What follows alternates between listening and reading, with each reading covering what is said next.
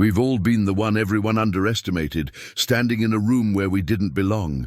Sometimes, though, the quiet ones carry the most power. In ancient Norway's firelit halls, Solveig is just a poor farmer's daughter with worn clothes and gentle hands. When the wealthy Jarl Einar spots her at his feast, he sees easy entertainment.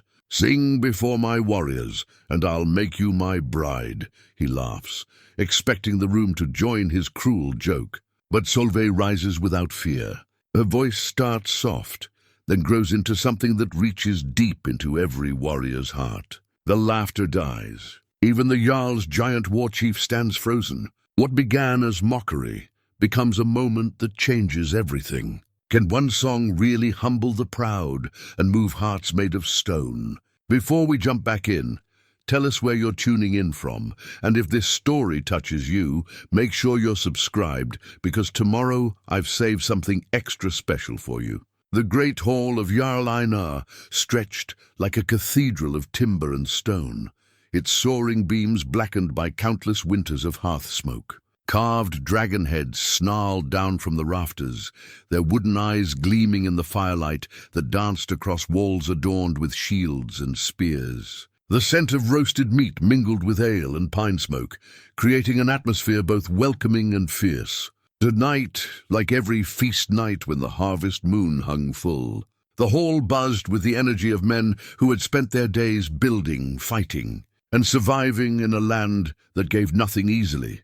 Solveig pressed herself against the cool stone wall near the great doors, her fingers absently smoothing the rough wool of her best dress, though best was a generous word for the faded brown garment that had once belonged to her mother. At 28, she had learned to make herself small in spaces like this, to find the shadows between the torch brackets where a farmer's daughter might observe without being observed.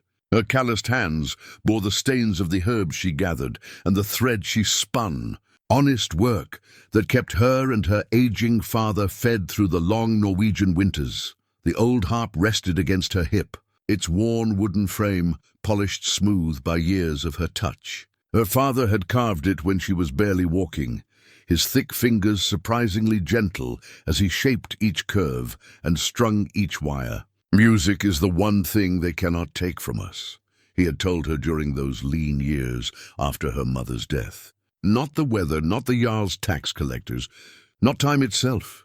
She had carried those words and that harp through every season since, finding solace in melodies when words failed, and comfort in rhythm when the world seemed too harsh to bear. From her corner, she watched the evening unfold with the patient observation of someone who had learned early that safety lay in understanding the moods of powerful men.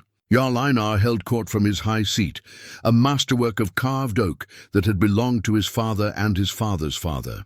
The Jarl himself was a man of 43 winters, his beard streaked with premature silver that spoke of hard decisions and harder battles. His blue eyes held the sharpness of someone accustomed to being obeyed, though tonight they glittered with the particular brightness that came from too much mead and too much praise from his assembled warriors. To his right sat his wife, Lady Astrid, a woman whose beauty had once been legendary throughout the fjords. Age had refined rather than diminished her, adding dignity to features that had launched a dozen skaldic poems in her youth. She wore her authority as naturally as she wore the intricate silver brooches that secured her deep blue cloak. A woman who understood power and wielded it with quiet precision. Yet tonight, Solveig noticed, Lady Astrid's attention seemed elsewhere. Her gaze distant as she absently turned the silver ring on her finger, but it was the giant who truly commanded the room's attention, though he said little and smiled less. Rold stood behind the Jarl's left shoulder like a living monument to war itself. At 6.5 feet, with shoulders that could block out the sun, he was a man who had earned his place through 20 years of unwavering loyalty and devastating effectiveness in battle. His arms bore the intricate tattoos that marked him as one of the legendary berserkers, men who could channel the rage of bears and wolves when the battle horn sounded. Yet for all his fearsome reputation, Solveig had noticed something others missed, the way his grey, Eyes held a depth of thought that suggested there was far more to Harold than the weapon he had become. The evening's entertainment had already progressed through the usual rituals. Young warriors had boasted of their prowess with increasingly elaborate tales. The skald had recited the ancient stories of gods and heroes, his voice rising and falling with the practiced rhythm of oral tradition. Dice had been cast, bets had been won and lost, and the mead had flowed like water from the mountains. Now, as the night deepened and inhibitions loosened, the gathering took on the edge that Solveig had learned to recognize, the moment when amusement could turn cruel, when powerful men looked for sport at the expense of those who could not strike back. She had been preparing to slip away into the night, when Jarl Einar's voice cut through the din like a blade through silk. "What have we here?" His words carried the particular tone that made servants freeze and wise men find urgent business elsewhere. Little Solveig hiding in the shadows like a mouse in the grain stores. The hall quieted, conversation dying as heads turned toward her corner. She felt the weight of dozens of eyes, some curious, others already gleaming with anticipation of whatever entertainment the Jarl might provide. Her heart hammered against her ribs, but years of careful observation had taught her that showing fear would only make things worse. She stepped forward into the light, her chin held high despite the tremor in her hands. "Come now," the Jarl continued, his voice carrying the false warmth that preceded cruelty. "You've been skulking about my hall all evening. Surely you have something to contribute to our festivities." The question hung in the smoky air like a trap waiting to be sprung. Around the hall, warriors leaned forward in their seats, sensing blood in the water. Solveig kept her voice steady, though she could feel heat rising in her cheeks. "I meant no offense, my lord." "I was merely what?" Einar interrupted, rising from his seat with the theatrical flair of a man accustomed to an audience. "Merely taking up space at my table without offering anything in return? Tell me, daughter of Bjorn the Dirt Scratcher, what skills do you possess beyond spinning thread and gathering weeds?" The insult to her father struck like a physical blow, but Solveig forced herself to breathe slowly. Bjorn had earned his living honestly from soil that yielded its bounty grudgingly, and there was no shame in that, though she knew the Jarl would never see it that way. Men like Einar measured worth in gold and glory, not in the quiet dignity of work done well. "I play the harp, my lord," she said simply, lifting the instrument slightly. "And I sing the old songs my mother taught me." The admission brought a wave of chuckles from the assembled warriors. Music was considered a feminine pursuit, pleasant enough for women's gatherings, but hardly worthy of a warrior's attention. One young fighter, emboldened by ale and the approval of his peers, called out, "Perhaps she'll sing us to sleep." The laughter grew louder, and Solveig saw the dangerous glitter in the Jarl's eyes intensify. This was the moment she had hoped to avoid, when her very presence became an opportunity for sport. She began to step backward, but Einar's voice stopped her cold. "Wait," he said, holding up one ringed hand. The hall fell silent again, waiting for whatever pronouncement would come. The Jarl's smile was sharp as a blade's edge. "I have an idea that might entertain us all." Solveig's blood turned to ice water in her veins. She had seen that look before, on the faces of boys who pulled wings from flies and men who kicked dogs for the pleasure of hearing them yelp. It was the expression of someone who had found something small and defenseless to play with. "You claim to sing," Einar continued, settling back into his chair with the satisfaction of a cat that had cornered a mouse. "Very well. Sing for us now. Sing before my warriors, with all the skill you possess." He paused, letting the tension build before delivering his masterstroke. "And if your voice proves worthy of this hall, I'll make you my bride." The silence that followed was absolute, as if the very air had been sucked from the room. Then the laughter exploded like thunder, rolling through the hall in waves of crude amusement. Warriors slapped their knees and pounded the tables, delighted by their lord's wit. The idea of the mighty Jarl Einar wedding a poor farmer's daughter was absurd beyond measure, which was precisely the point. Solveig stood frozen in the center of the storm, feeling the weight of every gaze, every snicker, every whispered comment about her audacity in thinking herself worthy of notice. The harp felt heavy in her hands, its familiar weight suddenly foreign and useless. Part of her wanted to flee, to run from this hall and never return, to find some corner of the world where powerful men could not use her for their amusement. But another part of her, the part that remembered her mother's gentle voice, teaching her the old songs, the part that had watched her father face hardship after hardship with quiet dignity, that part whispered a different truth.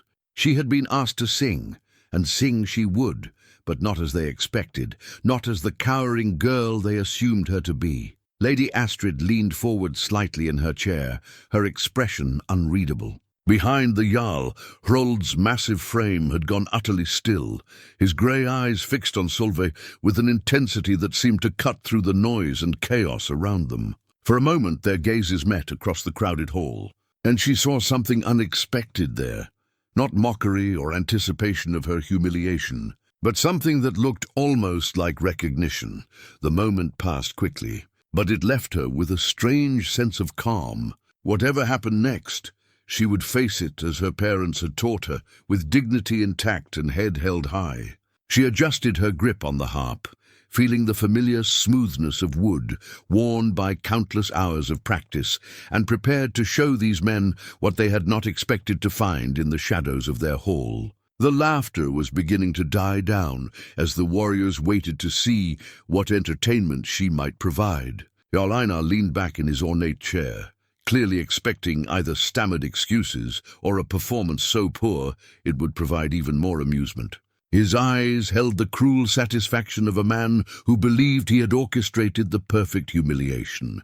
He had no way of knowing that in challenging Solveig to sing, he had just made the greatest mistake of his life. Solveig stepped forward into the circle of torchlight, her worn leather shoes silent against the rush-strewn floor. The hall's laughter had faded to expectant murmurs, but she could feel the weight of mockery hanging in the air like smoke from the great hearth. Warriors shifted in their seats, some leaning forward with the anticipation of witnessing a spectacle, others already losing interest in what they assumed would be a brief, embarrassing display. She positioned herself where the firelight would catch her face, not from vanity, but from the practical knowledge that being seen while singing made the words carry better. Her fingers found their familiar positions on the harp strings, muscle memory guiding her even as her heart hammered against her ribs. The instrument felt solid and real in her hands, an anchor in the storm of attention that threatened to overwhelm her. "Well?" Jarl Einar called out, his voice carrying the edge of impatience. "We haven't all night for you to gather courage, girl. Sing, or admit you've wasted our time with empty boasting."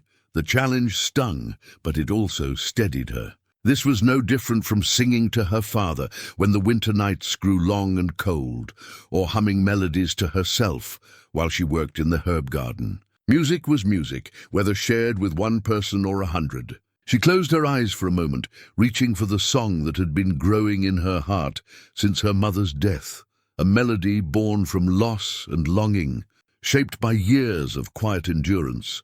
When she opened her eyes, something had shifted. The hall was still the same.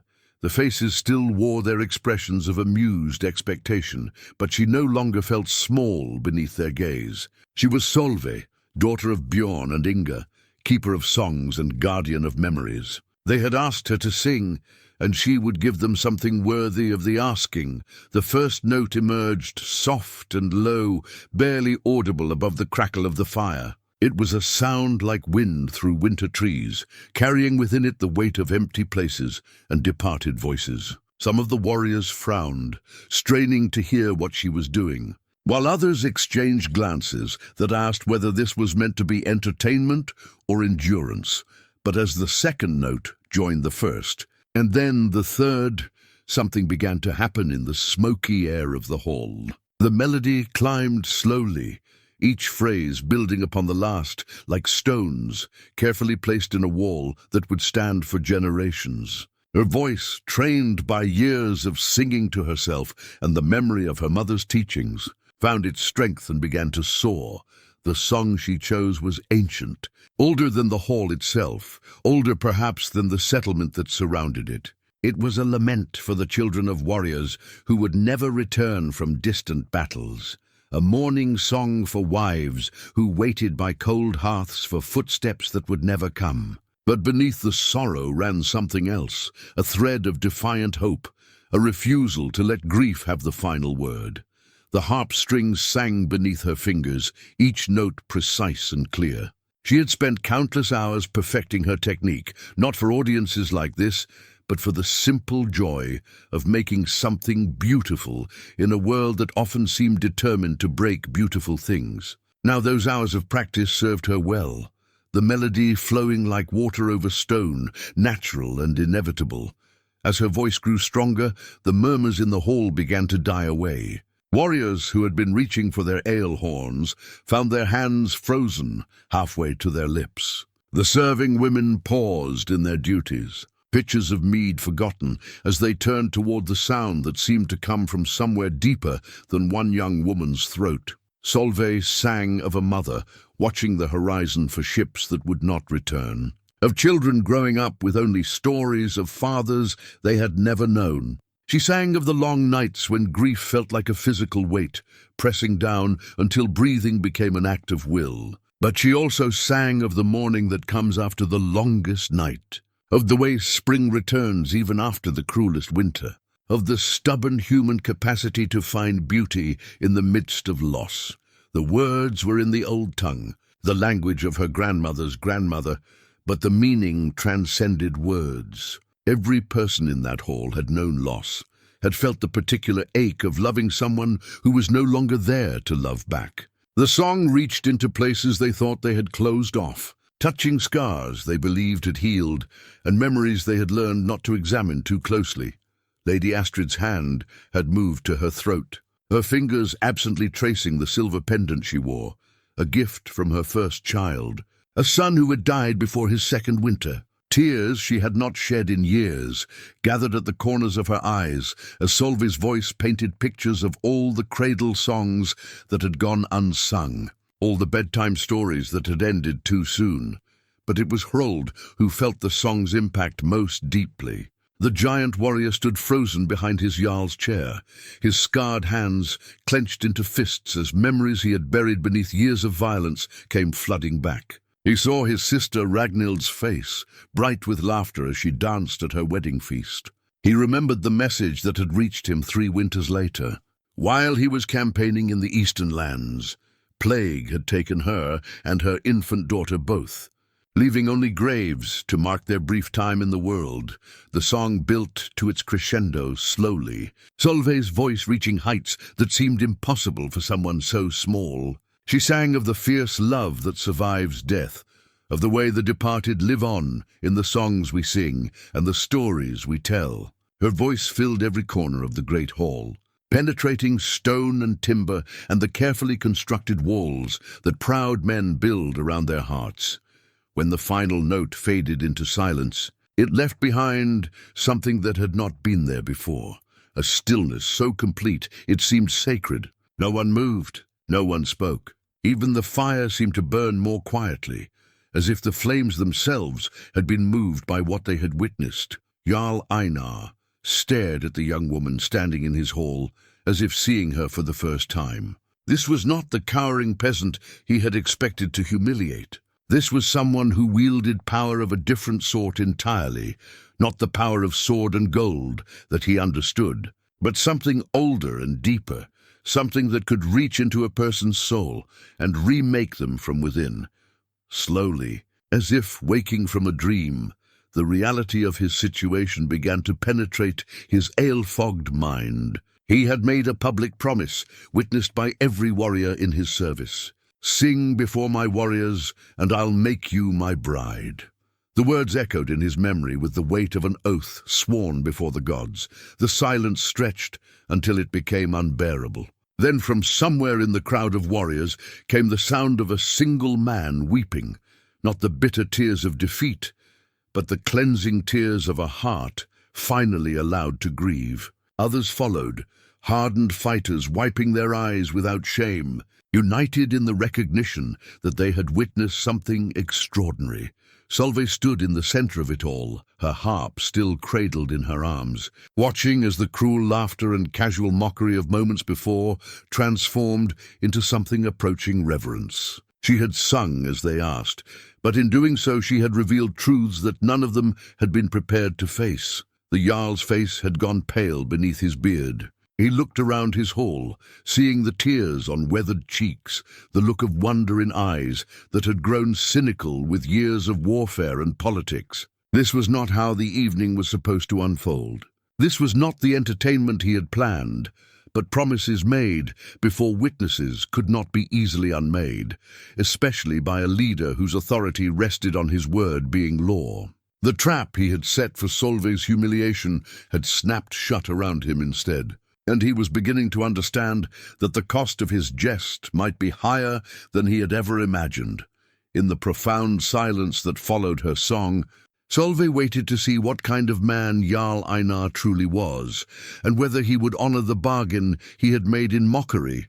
Now that it had been sealed with something far more powerful than gold, the silence stretched like a bowstring drawn to its breaking point. Jarl Einar remained seated in his carved chair, his knuckles white where they gripped the armrests, while the weight of every gaze in the hall pressed down upon him. The easy cruelty of moments before had evaporated, replaced by the cold reality of words spoken before. Witnesses, words that carried the force of law in a world where a leader's promises were bonds that could not be broken without destroying the foundation of his authority. Solveig lowered her harp slowly, her breathing still unsteady from the effort of her performance. She had poured everything into that song, every memory of her mother's gentle voice, every lesson learned in years of struggle, every hope she had carried through the long loneliness since her mother's death. Now she stood in the aftermath, watching as the consequences of her choice rippled outward, like stones cast into still water. "My lord," she said quietly, her voice carrying clearly in the hushed hall, "I have done as you asked." The words were simple, but they carried within them a challenge as sharp as any blade. She had met his terms exactly, and now the debt was his to pay. Einar's jaw worked silently as he struggled with the implications of his predicament. Around him, his warriors waited with the patient attention of men who understood that leadership often required making decisions under pressure. Some watched their Jarl with sympathy, recognizing the trap he had built for himself. Others observed with the calculating interest of those who sensed weakness and wondered how it might affect their own fortunes. From her place at the high table, Lady Astrid rose gracefully, her silk dress rustling like leaves in autumn wind. She had been silent throughout Solveig's performance, but now she stepped forward with the authority of a woman who had navigated the treacherous waters of noble politics for more than 20 years. Her presence commanded attention, and the hall turned toward her as flowers turn toward the sun. "My husband," she said, her voice carrying the particular tone that wives use when they speak wisdom their husbands need to hear. "The gods have sent us something remarkable tonight." She gestured toward Solveig with one elegant hand. "Perhaps we should not be too quick to see this as misfortune." The suggestion hung in the air like incense, sweet with possibility, but heavy with implications that extended far beyond the immediate moment. Astrid's words carried weight that went beyond their surface meaning. She was offering her husband a path forward that might preserve his honor while acknowledging the extraordinary nature of what they had all witnessed. Hrold stepped forward. From his position behind the Jarl's chair, his massive frame moving with the deliberate grace of a man who had learned to control his strength in all things. When he spoke, his voice was like distant thunder, deep and resonant with the authority of someone who had earned respect through deed rather than birth. "The lady speaks truth," he rumbled, his grey eyes fixed on his longtime friend and leader. This was no ordinary performance. The gods themselves seemed to guide her voice. He paused, letting his words settle before continuing. "Perhaps they are telling us something we need to hear." The giant's endorsement carried particular weight in the hall. Hrold was known for his careful judgment as much as his prowess in battle, and his words were never spoken lightly. Warriors who might have dismissed the situation as their Jarl's embarrassing mistake began to reconsider, seeing possibilities they had not recognized before. But Solveig could see the struggle playing out across Einar's face, pride warring with practicality, the desire to salvage his dignity, wrestling with the political realities of his position. She recognized the look because she had seen it in her father's eyes during the hardest winters, when choosing between feeding the family and saving seed for the next planting meant the difference between survival and starvation. "My lord," she said, stepping closer to the high table with careful deliberation, "I would not presume to hold you to words spoken in jest." The offer was made quietly, but in the hushed hall every person heard it clearly. She was giving him an escape, a way to withdraw from the bargain without losing face completely. The reaction was immediate and telling. Several warriors exchanged glances of approval. Here was a woman who understood honor and dignity, who could recognize when mercy was more valuable than victory. Even Lady Astrid nodded slightly, acknowledging the grace of the gesture, but Einar's response surprised them all. Instead of seizing the offered escape, he stood slowly from his chair, his full height impressive, even next to Hroald's towering frame. For a long moment he studied Solveig's face, searching for something in her expression that might guide his next words. "You would release me from my promise?" he asked, his voice carefully neutral. "I would," she replied simply. "A jest should not become a burden, my lord. I sang because you asked it of me, not because I sought to trap you in unwelcome obligations." The honesty of her response seemed to strike him like a physical blow. Here was the farmer's daughter he had meant to humiliate, offering him freedom from consequences that were entirely of his own making. The generosity of the gesture highlighted the cruelty of his original intent in ways that left him feeling smaller than he had in years. "And if I chose to honor my words nonetheless?" The question emerged slowly, as if he were testing the weight of each syllable before releasing it into the world. Solveig's composure never wavered, though she could feel her heart hammering against her ribs. "Then I would serve as best I could, my lord. But such a choice should be made for worthy reasons, not from obligation alone." The wisdom of her response rippled through the watching crowd like wind through grain. Here was someone who understood that marriages built on duty alone rarely brought happiness to anyone, that true partnership required more than the fulfillment of rash promises. Her words carried the practical wisdom of someone who had observed life carefully, who understood that the most important decisions were often the ones made quietly, away from the pressure of public scrutiny. Young Thorvald, one of Einar's newest warriors, shifted uncomfortably in his seat. He had been among the loudest to laugh at the Jarl's jest, but now he found himself wondering what kind of woman could face such circumstances with such dignity. Beside him, grizzled Orm, a veteran of 30 campaigns, watched Solveig with the respect of someone who recognized courage when he saw it. Regardless of the form it took, the tension in the hall was becoming unbearable. Every person present understood that they were witnessing a moment that would be remembered and discussed for years to come, a turning point that would reshape relationships and expectations in ways that extended far beyond the immediate participants. Einar looked toward his wife, seeking guidance in her careful expression. Astrid met his gaze steadily, her eyes conveying a message that only 20 years of marriage could make clear. She was telling him that this decision would define not just the evening, but the kind of leader he would be remembered as being.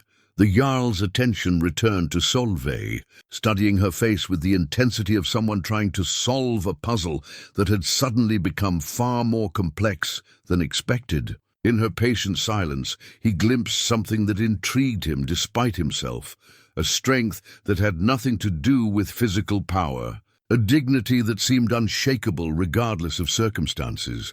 The hall waited, breath held, for the words that would determine the course of 3 lives and echo through the fjords for generations to come. The decision, when it came, emerged not with the dramatic flourish that the assembled warriors might have expected, but with the quiet weight of a man who had finally understood the true nature of the choice before him. Jarl Einar straightened his shoulders, his gaze never leaving Solveig's face as he spoke words that would echo through the fjords for generations. "I gave my word before these witnesses," he said, his voice carrying clearly through the hushed hall. "And I have heard tonight what the gods themselves might have sent to guide me."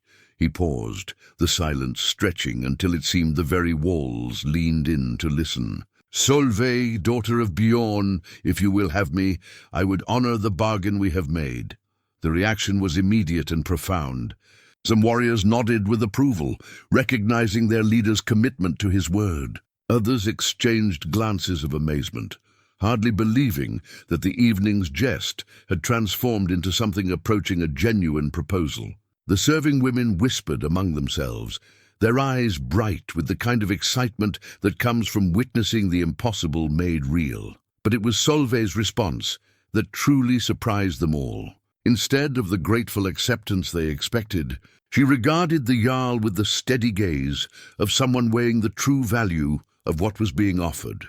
"My lord," she said carefully, "I would ask you to consider whether this choice comes from honor or from the absence of alternatives." Her words carried no accusation, only the gentle wisdom of someone who understood that the best decisions were often the ones that took time to ripen. A marriage built on public necessity alone rarely serves anyone well. Lady Astrid stepped forward, her silk dress whispering across the rush-strewn floor. The torchlight caught the silver in her hair, adding gravity to features that had been admired throughout the northern kingdoms. When she spoke, her voice carried the authority of someone who had learned hard lessons about the nature of marriage and power. "The girl speaks wisely," Astrid said, her eyes moving between her husband and Solveig. "Perhaps this decision deserves more consideration than a single evening can provide." She turned to address the hall, her presence commanding attention from every corner of the great space. "What we have witnessed tonight is remarkable, but marriage is a bond that shapes not just two lives, but the lives of all who depend upon them." Hrold moved closer to his Jarl's side, his massive presence somehow reassuring rather than threatening. The giant's scarred hands rested easily at his sides, but his grey eyes held depths that spoke of thoughts turning over possibilities like a smith examining metal for flaws. "The Lady Wisdom rings true," he rumbled, his deep voice carrying the weight of decades spent advising his friend and leader. "Great decisions benefit from reflection."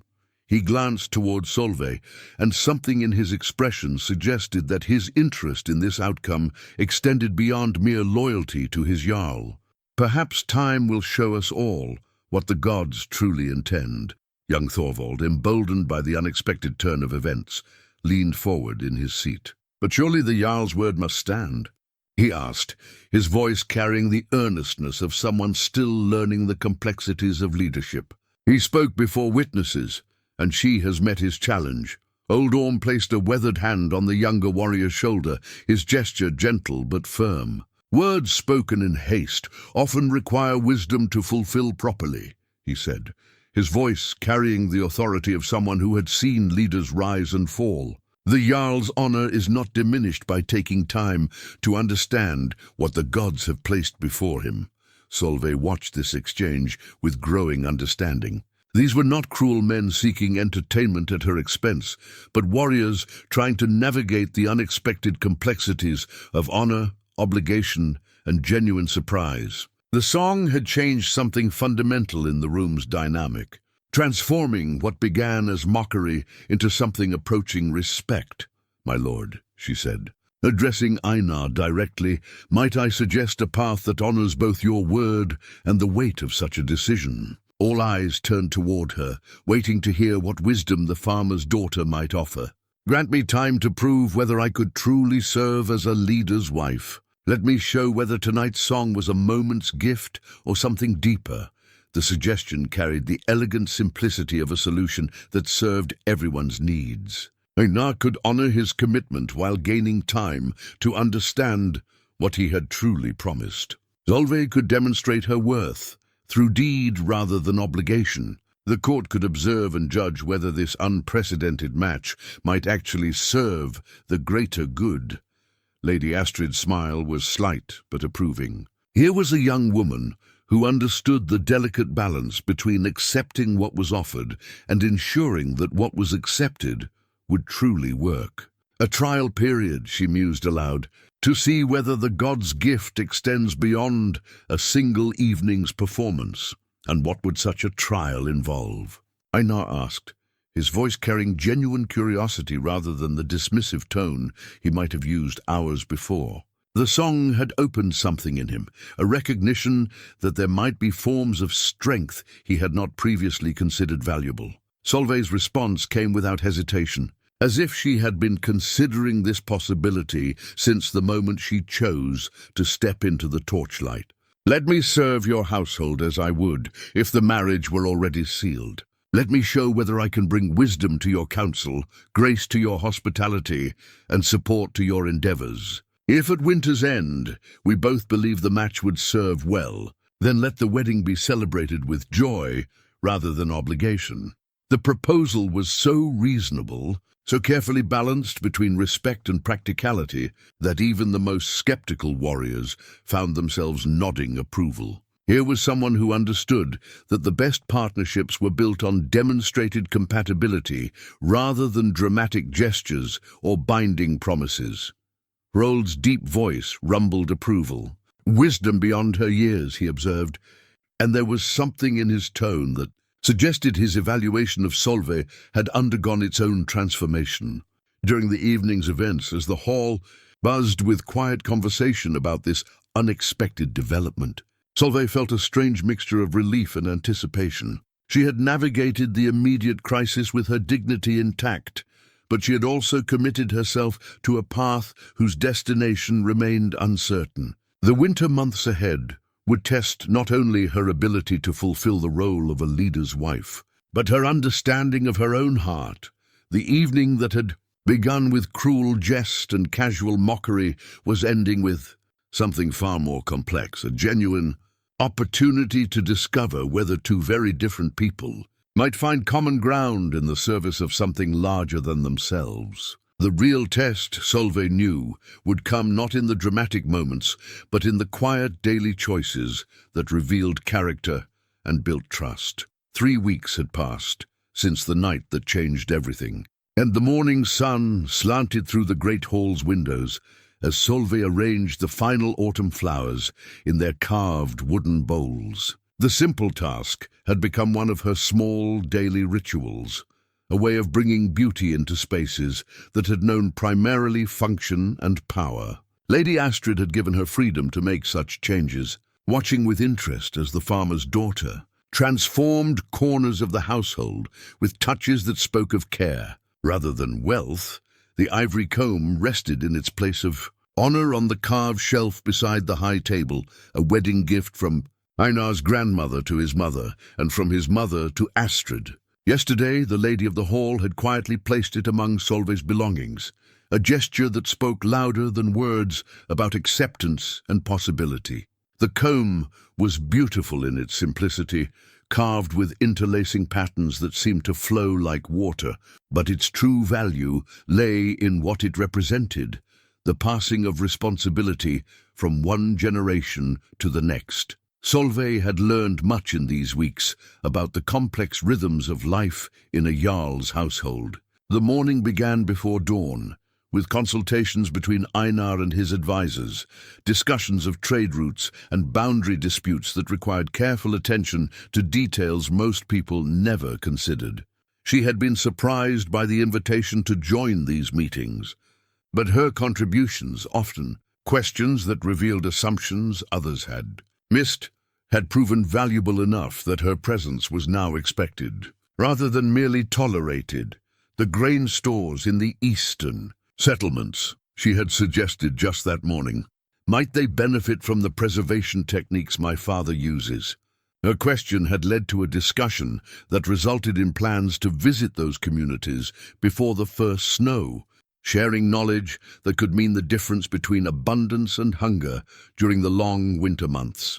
Rold had been present for that conversation, as he was for most matters of importance. The giant warrior had maintained his watchful silence during Solveig's first weeks in the household, but she had begun to notice the way his attention sharpened when she spoke, the slight nod of approval when her suggestions proved sound. Yesterday, he had surprised her by asking about the songs her mother had taught her, his deep voice gentle with something that might have been longing. "My sister loved music," he had said, his scarred hands surprisingly careful as he examined her harp. "She had a voice that could make the stones weep."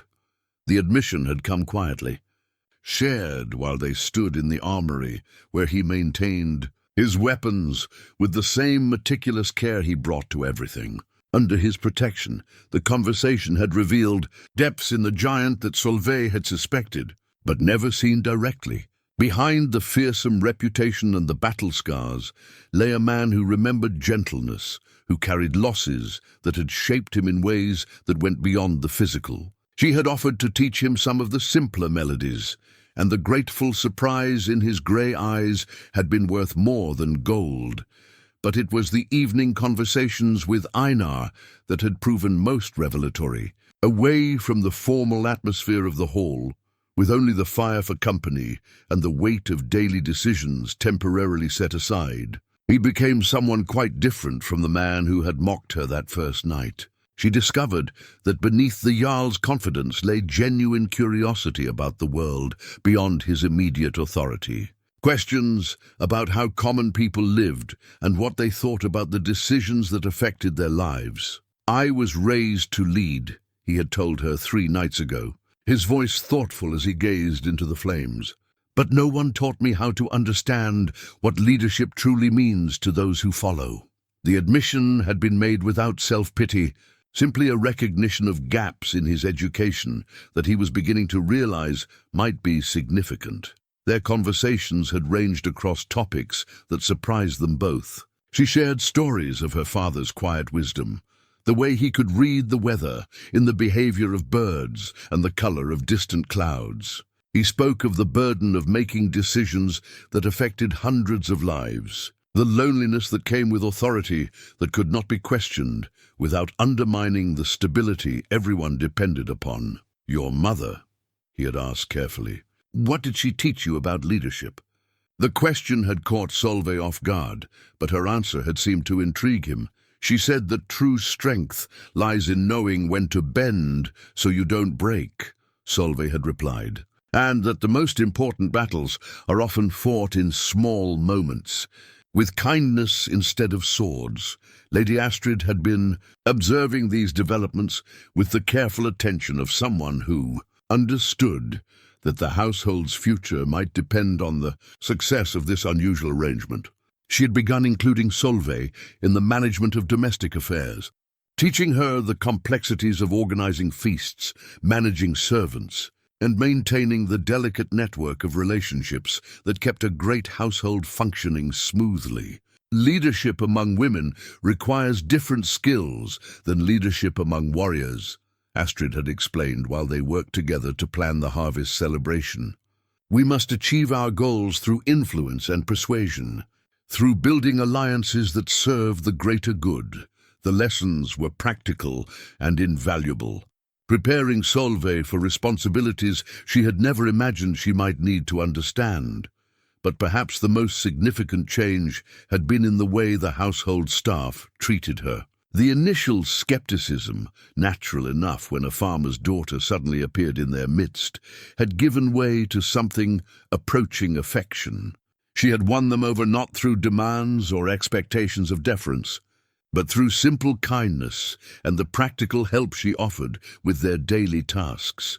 "She remembers what it's like to work with your hands," old Henrik had observed to his fellow servants. The steward's approval carried weight among the household staff, and his endorsement had smoothed Solveig's integration into their established routines. Yet beneath the surface of these positive developments, Solveig sensed undercurrents of tension that she was only beginning to understand. Some of Einar's allies had expressed private concerns about the precedent of marrying so far beneath his station. Trade relationships and political alliances that had been built over generations could be affected by decisions that seemed purely personal but carried implications far beyond the household's walls. She had overheard fragments of conversations, visiting jarls who questioned Einar's judgment, merchants who wondered whether his authority might be weakening, rivals who saw opportunity in what they perceived as a moment of vulnerability. The reality was becoming clear that her presence represented more than just a personal challenge. It was a test of Einar's political acumen and his ability to navigate the complex currents of power that shaped their world. As she finished arranging the flowers and stepped back to admire their simple beauty, Solveig reflected on how much her understanding of her situation had evolved. What had begun as a test of whether she could serve as a leader's wife had become something far more complex, an exploration of what leadership itself might mean, and whether there were forms of strength that went beyond the traditional measures of wealth and warfare. The ivory comb caught the morning light, its carved surface seeming to hold all the hopes and fears of the women who had possessed it before. Soon, she would need to decide whether she was ready to accept the responsibility it represented, and whether the man who had offered it to her in jest had become someone she could genuinely respect and support. The first snow of winter arrived early that year, blanketing the settlement in silence that seemed to muffle more than just sound. Solveig stood at the great hall's windows, watching the fat flakes drift past like lost souls seeking shelter, when Hroald's heavy footsteps announced his approach. The giant warrior had been absent for 3 days, leading a patrol to investigate reports of raiders testing the boundaries of Einar's territory. His return carried news that would test everything they had built together. The reports were true, he said without preamble, his voice carrying the grim satisfaction of a man whose suspicions had been confirmed. Jarl Magnus has been gathering supporters. He's telling anyone who will listen that Einar has grown soft, that a leader who would marry a farmer's daughter cannot be trusted to protect his people's interests. The words hit Solveig like a physical blow, though she kept her expression carefully neutral. She had known this challenge would come eventually, the whispered doubts and political calculations that followed any unconventional decision. But knowing something intellectually and facing its reality were entirely different experiences. Einar looked up from the trade ledgers he had been reviewing, his face hardening with the particular expression he wore when forced to confront threats to his authority. Magnus always was ambitious, he said, his voice carefully controlled. I suppose he sees opportunity in what others might call change. More than opportunity, Hroald continued, moving closer to the fire that crackled in the great hearth. He's been hosting feasts, gathering the younger jarls who think tradition should never bend to circumstance. Some of them are listening. The giant's grey eyes found Solveig's face, and she saw regret there along with the brutal honesty that made his counsel valuable. They're saying that a man who cannot choose his wife wisely cannot be trusted to choose his battles wisely. Lady Astrid entered the hall at that moment, her silk dress rustling with the brisk efficiency that marked her movements when serious matters demanded attention. She had clearly heard enough of the conversation to understand its import, and her expression carried the shrewd calculation of someone who had navigated political storms before. Magnus forgets that wisdom often looks like folly to those who mistake loudness for strength, she observed, settling into the chair beside her husband with the grace of long practice. But his words will carry weight with those who fear change more than they value growth. Her gaze moved to Solveig, and there was both warning and support in her eyes.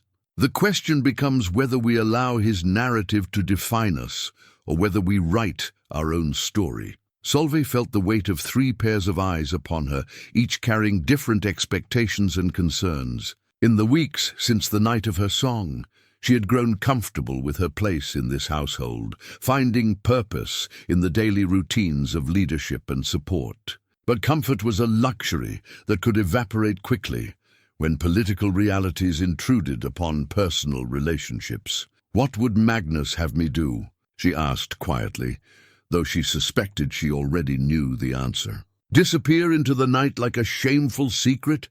Return to my father's cottage and pretend none of this ever happened? It would be the easier path, Einar admitted, and she could hear the reluctance in his voice. For all of us. Magnus and his supporters would find other grievances, but this particular weapon would be removed from their hands. The honesty of his admission stung, but Solveig found herself respecting him more for it rather than less. A leader who could not acknowledge difficult truths was no leader at all, and she had learned enough about the complexities of his position to understand the genuine nature of his dilemma. But easier is not always better, Hrold rumbled, his deep voice carrying conviction that seemed to fill the space around them. I've watched this woman these past weeks. I've seen her bring wisdom to councils, grace to gatherings, and practical solutions to problems that defeated men with twice her education. The giant's scarred hands gestured toward the hall around them, and Solveig noticed details she might have missed, the way the servants moved with more confidence now, the subtle improvements in the efficiency of daily operations, the atmosphere of respect that had replaced the casual cruelty she had witnessed that first night. The household runs more smoothly, Lady Astrid agreed, her voice carrying the authority of someone who understood the intricate machinery of noble life. The servants respect her, the advisors listen to her suggestions, and the people who come seeking justice leave feeling heard rather than dismissed. She paused, her gaze moving between her husband and Solveig. These are not small accomplishments. But even as they spoke of her contributions, Solveig could feel the pressure of larger forces moving around them like storm clouds gathering on the horizon. Magnus represented more than just personal ambition. He embodied the resistance of those who saw any deviation from established patterns as a threat to the stability that kept their world functioning. There's something else, Hrold continued, his reluctance evident in the way he hesitated before speaking. Magnus has been visiting the old families, the ones whose daughters might have been considered suitable matches for a Jarl. He's suggesting that Einar's choice represents not just poor judgment, but active disrespect for the alliances that have kept peace among the territories. The implications hit Solveig immediately. This was no longer just about her worthiness or Einar's decision-making. It had become a question of whether their relationship threatened the delicate network of marriages and obligations that formed the foundation of political stability throughout the region.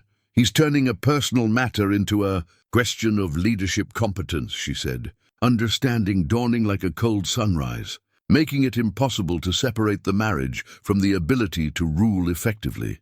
Exactly, Einar confirmed, his voice heavy with the weight of recognition.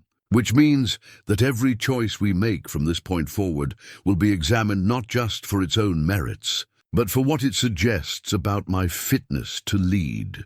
The silence that followed was thick with implications that none of them wanted to voice directly. They had reached the point where personal happiness and political necessity were beginning to diverge, where the luxury of following their hearts might come at a cost that extended far beyond their own lives. Solveig moved to the window again, watching the snow fall with increasing intensity. The winter that was beginning would test more than just their ability to stay warm and fed.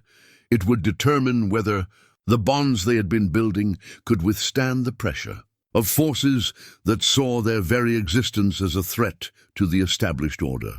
The ivory comb seemed to weigh more heavily in her thoughts now, its symbolic importance growing as the political stakes became clearer. Accepting it would mean accepting not just the role of Einar's wife, but the responsibility of proving that love could coexist with leadership, that change could strengthen rather than weaken the foundations of power.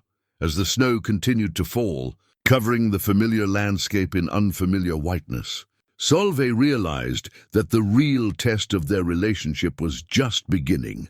The messenger arrived at dawn, his horse lathered with sweat despite the bitter cold, his face grim with news that would shatter everything they thought they understood about their situation. Solveig was in the kitchen, helping prepare the morning meal, when the commotion in the courtyard drew her attention.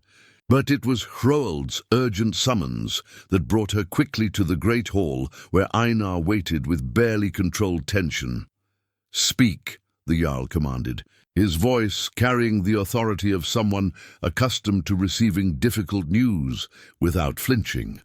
The messenger, a young man whose loyalty to Einar was beyond question, swallowed hard before delivering words that would change everything.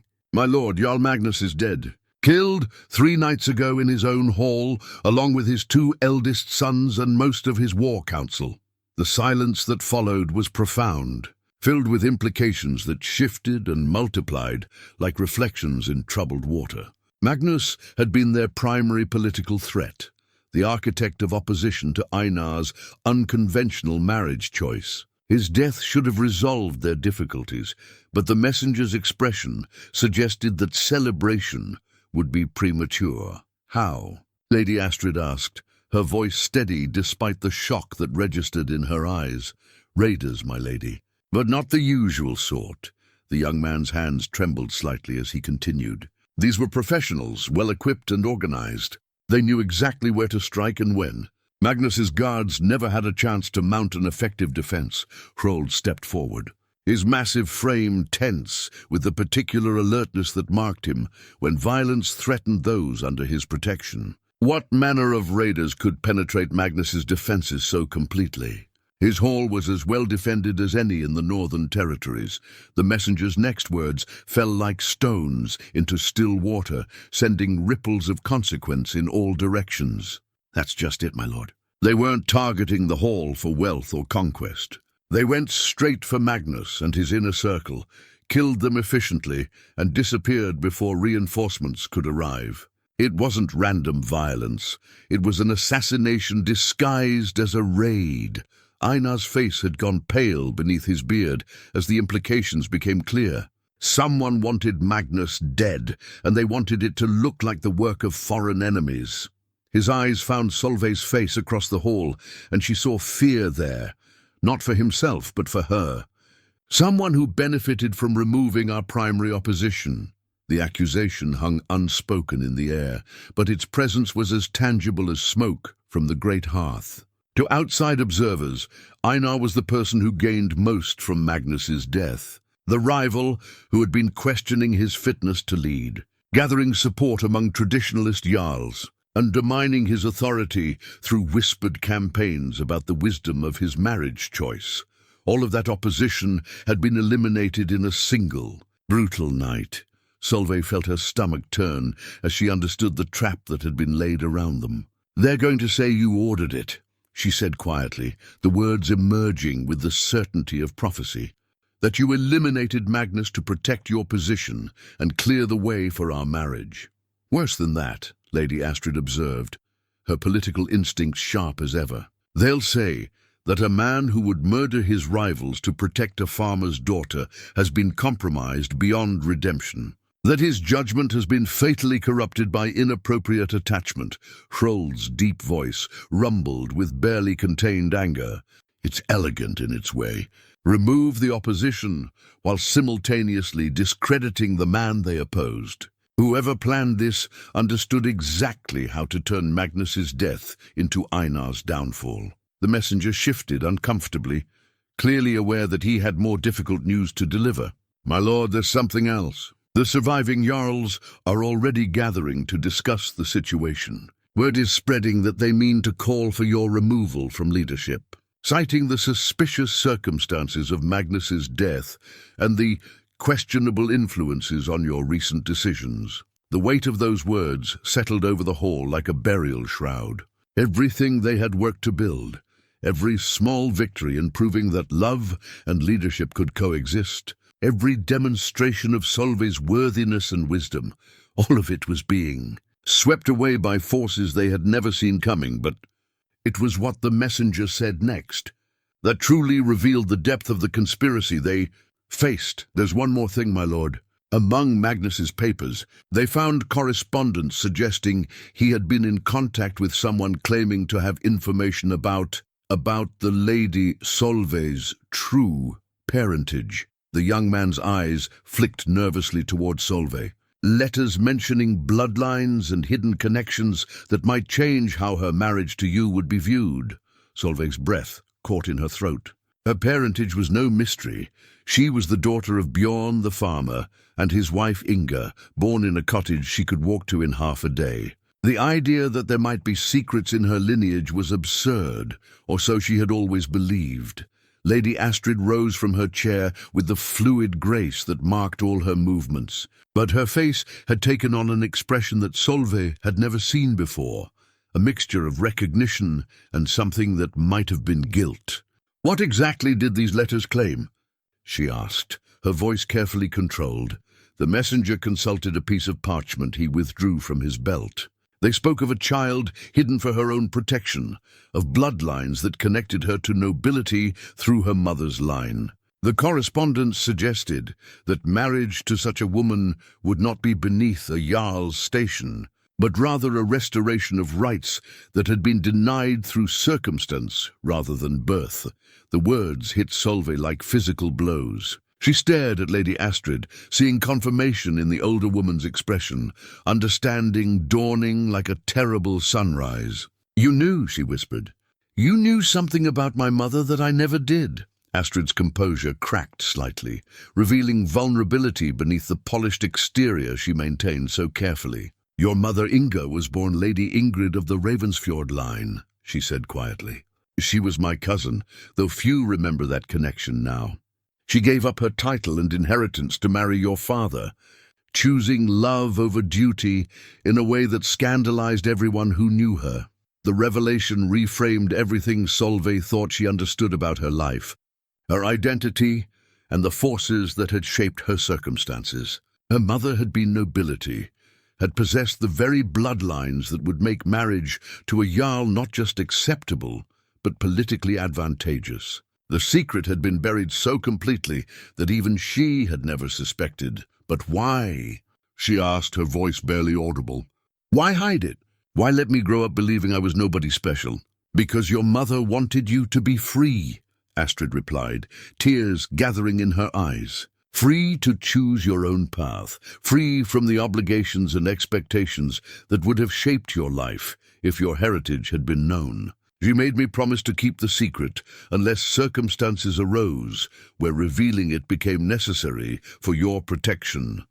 Harold's voice cut through the emotional revelation with military precision. Someone else knew this secret, someone who planned to use it to legitimize Solveig's marriage while simultaneously framing Einar for Magnus's murder. They wanted to create a situation where revealing her true parentage would look like a desperate attempt to justify suspicious actions. The conspiracy was becoming clear now, its elegance and cruelty equally apparent. Someone had orchestrated Magnus's death, planted evidence to implicate Einar, and prepared to reveal Solveig's noble heritage at precisely the moment when it would appear most suspicious, making it look like a fabricated justification for actions that had already discredited him. "We're dealing with an enemy who understands political theater," Einar said grimly. "Someone who knew exactly how to turn our greatest strengths into apparent weaknesses, how to make every revelation look like evidence of guilt rather than innocence." As the full scope of the trap became apparent, Solveig realized that they faced far more than political opposition or social disapproval. They were dealing with someone who had been planning their destruction for months, someone who understood them well enough to anticipate their responses and prepare counter-moves for every strategy they might employ. The ivory comb, symbol of tradition and continuity, now seemed to mock them from its place of honor. The very heritage it represented had become a weapon turned against them, twisted into evidence of deception rather than proof of worthiness. The real enemy had finally revealed themselves, not through direct confrontation, but through the careful orchestration of events that left them isolated, suspected, and facing challenges that seemed designed to have no honorable solutions. The Council of Jarls was scheduled to convene at the sacred grove of Odin in 3 days' time, a gathering that would determine not just Einar's fate, but the balance of power throughout the northern territories. The ancient meeting place had been chosen deliberately, neutral ground where accusations could be heard and judgment rendered according to traditions that predated any single leader's authority. For Solveig, those 3 days felt like a lifetime compressed into heartbeats. Each moment weighted with decisions that could not be undone. She stood in the armory, watching Hrold methodically sharpen his massive sword with the patient attention he brought to all preparations for battle.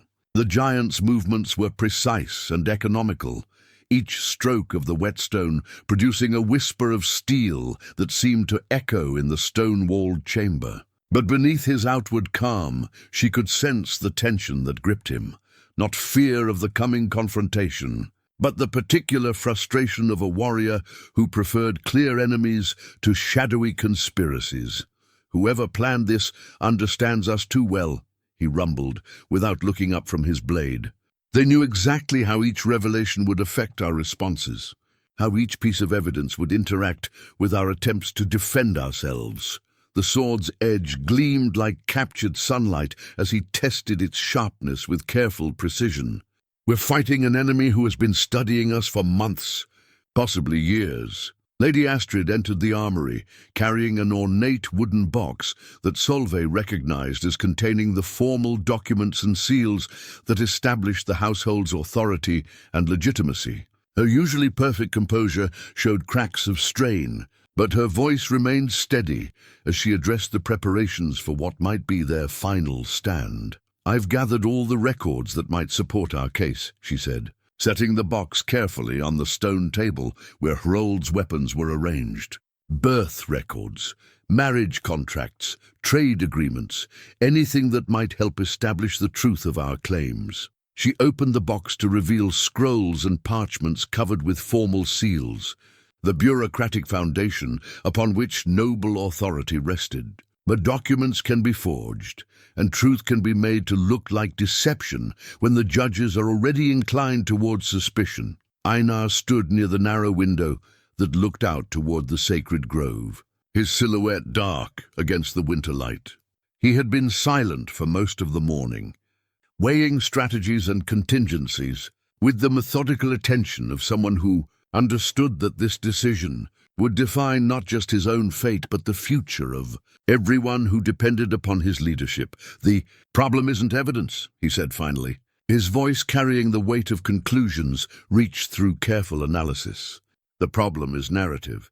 Our enemies have constructed a story that makes sense to people who want to believe the worst about unconventional choices. Every piece of truth we present can be reinterpreted as evidence of elaborate deception." Solveig moved to stand beside him at the window, her gaze following his toward the distant trees, where ancient oaks marked the place where their fate would be decided. The grove had witnessed countless such gatherings over the centuries, moments when the delicate balance of power shifted and leaders rose or fell, according to judgments that claimed the authority of gods and tradition. "There's something we haven't considered," she said quietly, her voice carrying the particular tone that marked moments when her perspective shifted the entire framework of their thinking. "What if we stop trying to defend against their accusations and start asking the questions they don't want answered?" The suggestion drew immediate attention from all 3 of her companions. Hrold set down his whetstone, Lady Astrid looked up from her documents, and Einar turned to face her with the sharpened focus he brought to tactical discussions. "Explain," he said simply. Solveig gathered her thoughts, feeling the weight of their attention as she worked through implications that had been forming in her mind since the messenger's arrival. "Whoever orchestrated Magnus's death and planned the revelation of my heritage had to possess detailed knowledge of our household, our relationships, our likely responses to pressure. They knew about my mother's background, about our growing closeness, about the political vulnerabilities that Magnus represented." She paused, letting the implications settle before continuing. "That kind of information doesn't come from distant observation or casual inquiry." Hrold's grey eyes sharpened with understanding. "You're suggesting that our enemy has sources inside our own circle, someone who has been feeding them information for months."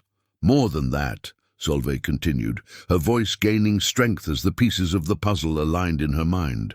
Someone who has been actively shaping events to create the conditions they needed. Think about it. How did I end up in the hall that night? How did the conversation turn toward music and performance? How did Einar's challenge emerge at exactly the moment when it would have maximum impact? Lady Astrid's sharp intake of breath suggested that she was following the same logic to its inevitable conclusion. You're suggesting that even that first night was orchestrated? That your presence in the hall, the sequence of events that led to the marriage proposal, all of it was manipulation? The possibility hung in the air like poison, casting doubt on memories that had seemed genuine, moments that had felt spontaneous and authentic. But as Solveig examined the events with this new perspective, patterns emerged that she had not recognized before. I was invited to that feast by Thorild the Weaver, she said, working through the chain of circumstances that had brought her to the moment that changed everything. She said Lady Astrid had mentioned that additional help might be welcomed for the serving, but when I arrived, no one seemed to expect me, and no special arrangements had been made for extra assistance. Astrid's face had gone pale as the implications became clear. I never spoke to Thorild about needing help. The household staff was adequate for that evening's requirements. Her voice carried the chill of someone recognizing betrayal from an unexpected source. Someone wanted you there that night in the hall, visible to my husband when his judgment was impaired by drink and the mood was receptive to cruel entertainment. Einar's expression hardened with the particular coldness he exhibited when facing enemies who had earned his complete enmity. They created the conditions for the marriage proposal, knowing that it would either humiliate Solveig if she failed to meet the challenge or create political vulnerability if she succeeded. Either outcome served their purposes, but it was Hrold who identified the most disturbing implication of this revelation. If they could manipulate events so completely from the beginning, if they have sources close enough to shape our daily lives, then they know our plans for the council gathering. They'll be prepared for whatever strategy we bring to our defense.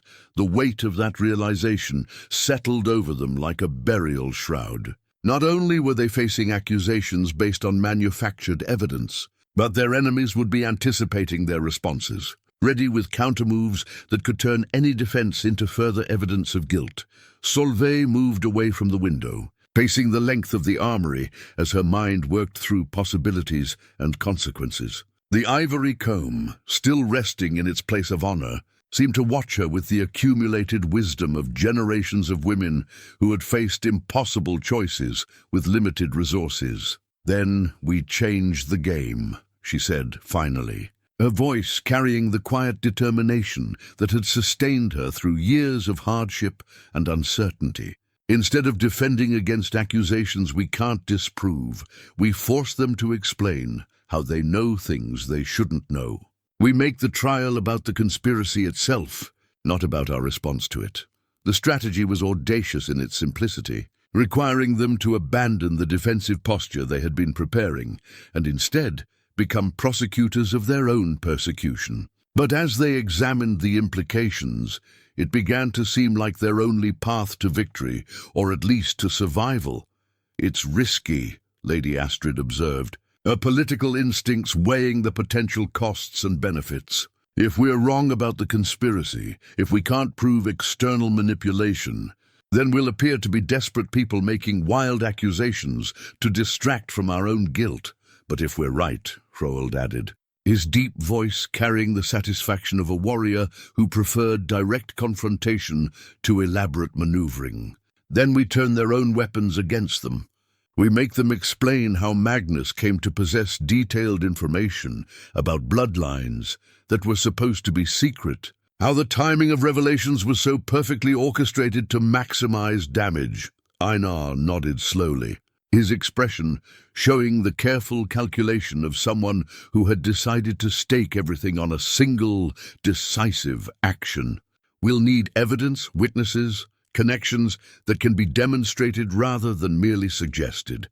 and we'll need to present it in a way that forces the other Jarls to confront uncomfortable questions about their own security and the loyalty of their own advisors. As the afternoon light faded toward evening, they began the meticulous work of preparation that would determine whether their last desperate gambit could expose the truth before the lies destroyed them. The sacred grove awaited, neutral ground where ancient traditions would collide with modern conspiracies, where justice would be decided by men who understood power but might not recognize the subtle forms of warfare being waged around them. The ivory comb gleamed in the firelight, symbol of continuity in a world where tradition was being weaponized against the very people it was meant to protect. In 3 days, they would discover whether truth could prevail against carefully orchestrated deception, whether love could survive the forces arrayed against it,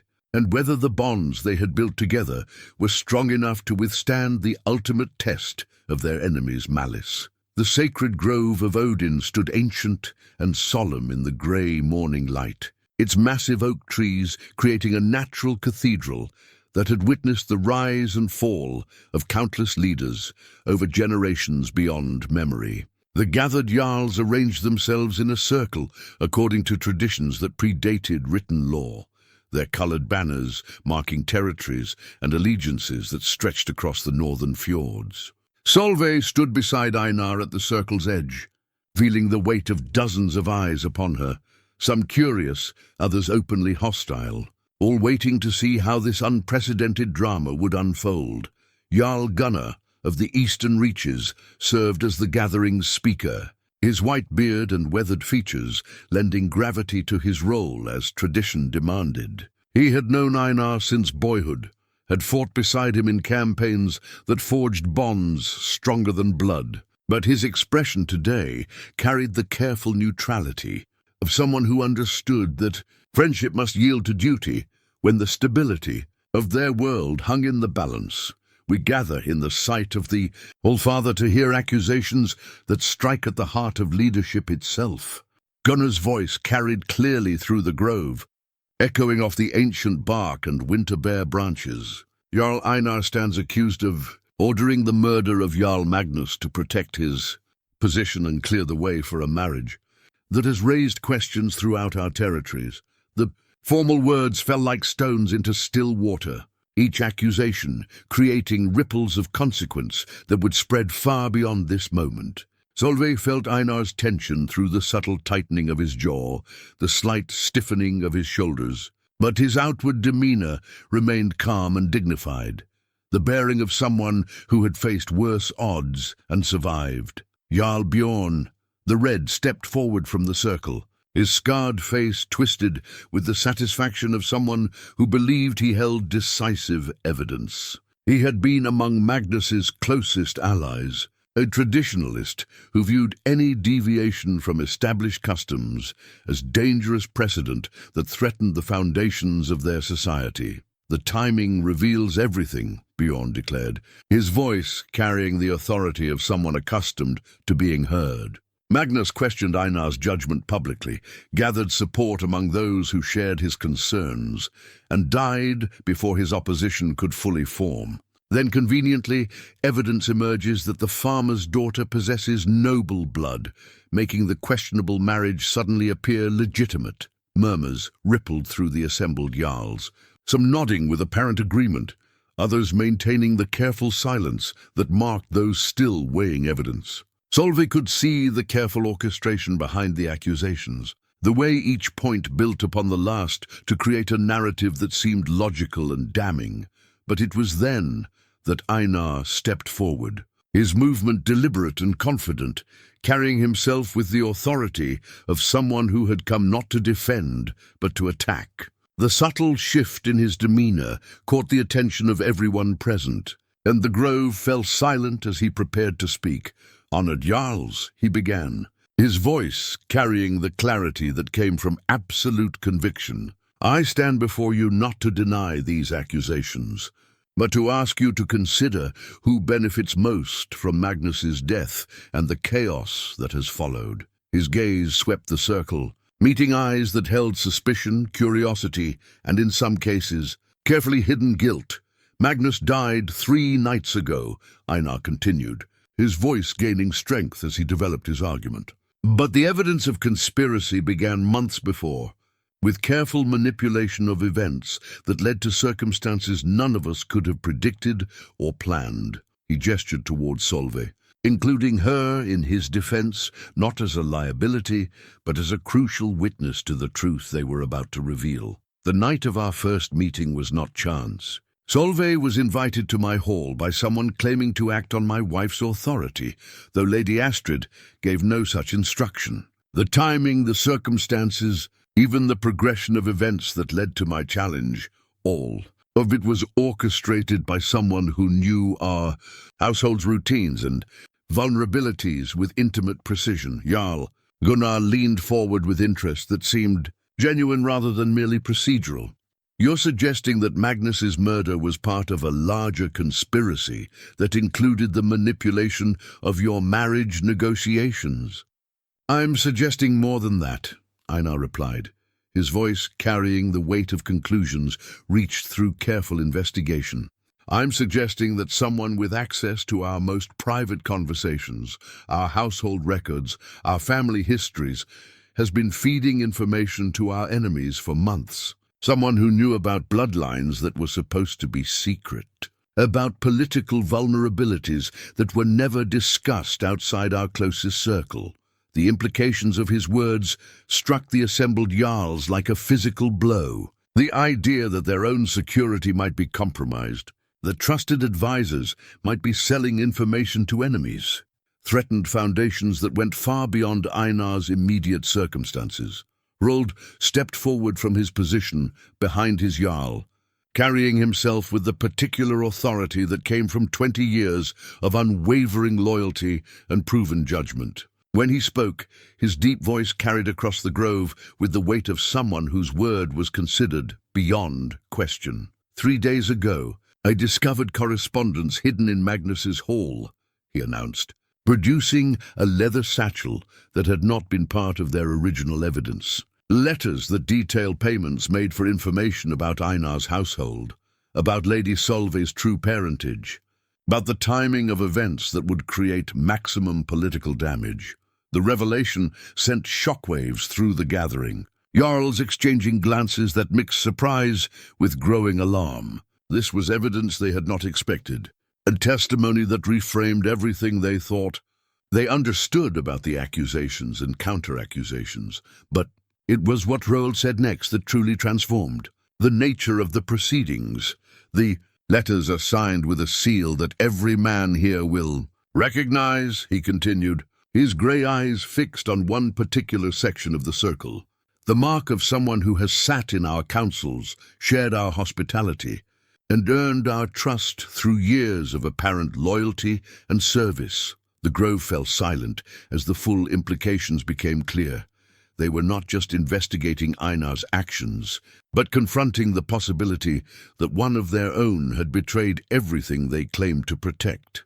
The silence in the sacred grove stretched taut as a bowstring as Roald reached into the leather satchel, his massive hands gentle despite their size, as he withdrew a piece of parchment that seemed to glow with malevolent significance in the winter light. The assembled Jarls leaned forward as one, their previous certainties crumbling like poorly built walls in the face of evidence they had not expected to confront. The seal belongs to Jarl Ulf of the Western Shores, Roald announced, his deep voice carrying across the grove with the finality of judgment itself. A man who has sat in our councils for 15 years, who has shared our strategies and our confidences, who has had access to information that no enemy should possess. All eyes turned toward the section of the circle where Ulf stood, his face draining of color as the weight of accusation settled upon him like a burial shroud. He was a man of middle years, whose political survival had always depended more on cunning than courage. Someone who had navigated the treacherous currents of noble politics through careful alliances and well-timed betrayals. But now, faced with evidence of conspiracy that reached far beyond simple political maneuvering, His usual composure began to crack. "This is madness," Ulf protested, his voice carrying the particular shrillness that marked desperate men caught in lies too large to sustain. Anyone could forge a seal, create false correspondence to deflect suspicion from their own crimes. His gaze darted around the circle, seeking support from allies who had suddenly discovered urgent reasons to examine their boots or study the ancient oak branches overhead. But Solveig stepped forward at that moment, carrying herself with the quiet dignity that had become her signature. Her voice clear and steady as she addressed the gathering with words that would expose the final layer of deception. 3 months ago, Jarl Ulf visited our hall for the harvest negotiations, she said, her memory precise despite the magnitude of the moment. During his stay, he asked detailed questions about my background, about my mother's family, about stories she had told me of her childhood. At the time, I thought it was merely courtesy, a guest showing interest in his host's household. Lady Astrid moved to stand beside Solveig, her political instincts sharp enough to recognize the decisive moment when it arrived. "I remember that visit clearly," she confirmed, her voice carrying the authority of someone whose word was beyond question. Ulf spent considerable time examining our family records, claiming interest in genealogical connections for trade purposes. He had access to documents that contained information about bloodlines stretching back generations. The net was closing around Ulf, with the inexorable precision of a trap perfectly set. His political allies were stepping away from him, recognizing that association with conspiracy and murder would destroy their own carefully built positions. The evidence was mounting beyond his ability to deflect or deny, each revelation adding weight to accusations that were becoming impossible to refute.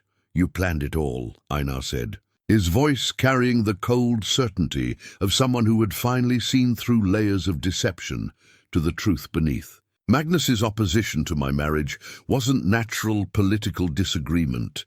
It was manufactured controversy designed to create the conditions you needed. You fed him information, encouraged his resistance, shaped his arguments to serve your purposes.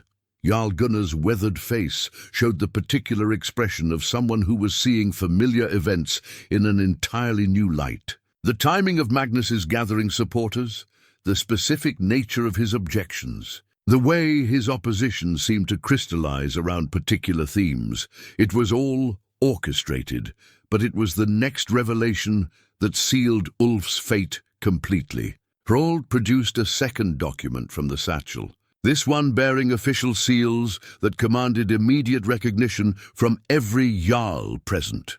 Magnus kept detailed records of his correspondence, the giant announced, including instructions he received about when to escalate his opposition, what arguments to emphasize, and how to coordinate with other traditionalist Jarls to maximize pressure on Einar's authority. His grey eyes fixed on Ulf with the implacable stare of someone who had spent his life identifying enemies and eliminating them. Instructions that came with payments substantial enough to fund the mercenaries who carried out his assassination. The final piece of the conspiracy clicked into place with devastating clarity. Ulf had not merely manipulated Magnus into opposition, he had orchestrated his murder when the man became more useful as a martyr than as a living ally. The sophistication of the plot, its multiple layers of misdirection and manufactured evidence, spoke to planning that had extended over months or possibly years. Ulf's composure finally shattered completely. "You think you understand, but you know nothing," he snarled, his careful political mask falling away to reveal the desperate rage beneath. "Einar has grown weak, compromised by sentiment and foolish notions about leadership. This marriage was just the symbol of deeper problems, a leader who puts personal desires above political necessity." The admission of guilt was complete and damning, witnessed by every authority figure in the Northern Territories. But even as Ulf sealed his own fate, his words revealed the true motivation behind the conspiracy, not simple ambition or greed, but a fundamental disagreement about what leadership should mean, about whether strength required the abandonment of all human feeling. As the Jarls absorbed the full scope of what they had witnessed, Solveig realized that their victory was complete, but costly. They had exposed the truth and vindicated their choices, but they had also revealed fractures in their society that went far deeper than one man's treachery. The question now was whether those fractures could be healed, or whether this moment of truth would create new divisions that would take generations to resolve. The sacred grove stood witness to justice served, but also to the recognition that the real work of leadership, building trust, fostering unity, creating space for both tradition and change, would be harder than any battle they had yet fought. Spring returned to the fjords with unusual gentleness that year, as if the land itself sought to heal the wounds that winter's conspiracies had inflicted upon the hearts of those who called it home. The great hall of Jarl Einar had been transformed for the wedding feast, not through expensive ornaments or imported luxuries, but through the careful attention to beauty that Solveig had brought to every corner of their shared life. Wildflowers gathered from the mountain meadows filled carved wooden bowls, their simple grace speaking of values that went deeper than wealth or status. The ivory comb rested now in its proper place, woven through Solveig's dark hair as she stood beside Einar before the assembled witnesses. She wore her mother's wedding dress, carefully preserved through the years and altered to fit her smaller frame. The fabric carrying within its threads the blessings of a woman who had chosen love over convention and found happiness in that choice. The dress was simple compared to the elaborate gowns that noble marriages usually required, but its very simplicity spoke of authenticity that no amount of gold or silk could purchase. Lady Astrid performed the ancient binding ceremony with words that had joined countless couples through the generations, but her voice carried particular warmth as she spoke the vows that would make Solveig officially her daughter and heir. The transition had been accomplished gradually over the winter months, teaching and learning flowing both ways as experience met fresh perspective in the daily work of leadership. "The bonds we forged today," Astrid said, her voice carrying clearly through the hall, packed with guests who had come from throughout the northern territories, "are strengthened not by obligation alone, but by the recognition that true partnership requires both tradition and growth, both wisdom and courage, to face uncertainty together." The words were carefully chosen, addressing not just the couple before her, but the assembled Jarls who had witnessed the truth of conspiracy and chosen to support the marriage that had been its target. The gathering represented more than celebration. It was a statement about the kind of society they chose to build, one that could honor the past while embracing change when change served the greater good. Rold stood as witness for the ceremony, his massive frame imposing even in the formal robes that marked his role as the Jarl's most trusted advisor. But those who looked closely could see the subtle changes that the winter's events had wrought in the giant warrior. His grey eyes held a peace that had been absent for years, and the careful way he held the ceremonial sword suggested that he had found purposes beyond warfare to give meaning to his strength. The previous evening, in a quiet moment after the formal preparations were complete, he had spoken to Solveig about the songs her mother had taught her, about melodies that could reach into places where words failed, and grief had built walls too high for ordinary comfort to scale. She had taught him one of the simpler tunes, watching as his scarred fingers learned to coax music from her harp, and in his deep voice joining hers in harmony. She had heard the healing of wounds that battle could inflict, but only beauty could cure. The feast that followed the ceremony reflected the values that had guided their courtship: generous but not wasteful, joyful but not frivolous, inclusive of those whose presence mattered more than those whose absence might be noticed in other circles. Farmers sat beside warriors, crafters shared tables with merchants, And the songs that filled the hall came not from professional entertainers, but from the voices of those who had found reasons to celebrate. Young Thorvald, now seasoned by winter campaigns and sobered by witnessing the consequences of political conspiracy, raised his drinking horn in a toast that captured the evening spirit. To leaders who remember that strength serves best when it protects rather than dominates, and to partnerships that prove love and wisdom can flourish in the same heart, the toast was echoed throughout the hall. Voices joining in affirmation of principles that the conspiracy had tried to undermine. But perhaps the most meaningful moment came when old Bjorn, Solveig's father, was invited to share the blessing that farmers offered for good harvests and abundant seasons. "May your roots grow deep," he said, his weathered hands gentle as he placed them on his daughter's and her new husband's shoulders.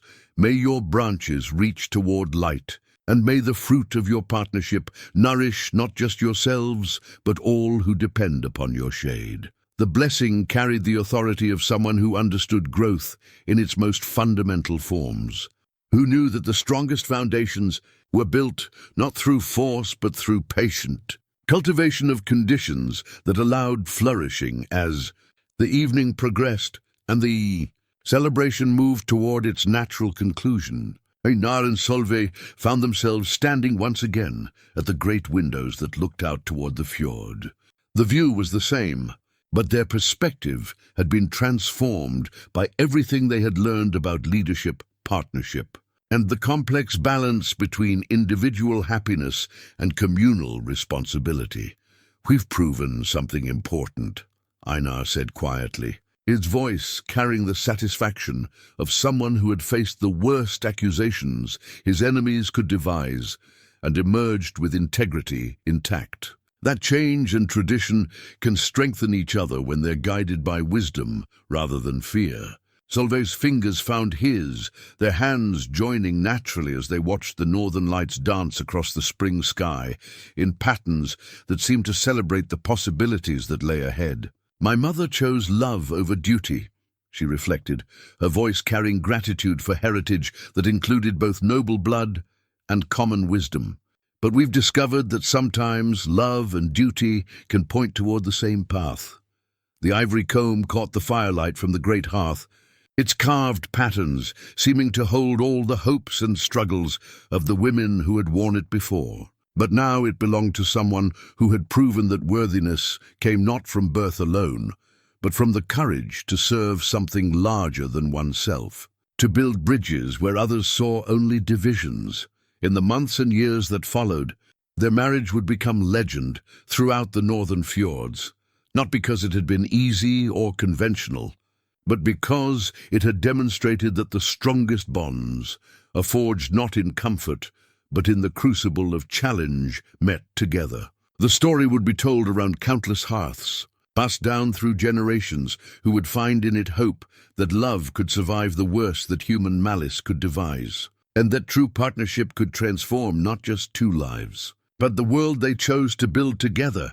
The song that had begun with mockery had become something far greater, a harmony that would echo through the ages, reminding all who heard it that the most beautiful music emerges when different voices learn to blend in service of something magnificent.